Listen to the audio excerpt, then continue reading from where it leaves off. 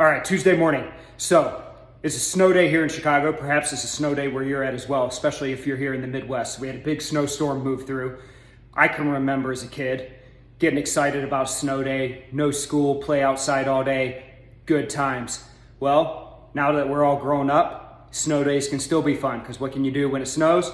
Get in front of the computer, watch the markets trade, have a little bit of fun. No better place to do that than Nadex. Also, for those of you folks looking to make yourself a better trader, no better day than today to get in there, go into our YouTube channel and partake in some of our education, especially if you're snowed in.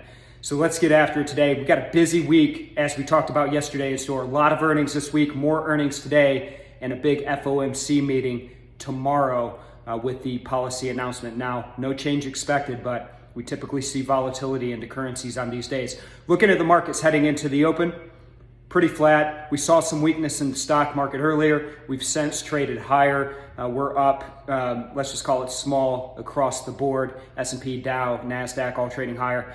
In the currency, still pretty flat ahead of that FOMC meeting. Seeing some strength in the dollar, which looks like a lot of these short sellers that had sold the dollar short over the past couple weeks, simply buying that back. So we're seeing that dollar propped up. We'll see what shakes out tomorrow with that FOMC meeting. All right, let's go get after it. I'll check in with you folks again tomorrow. Bye-bye.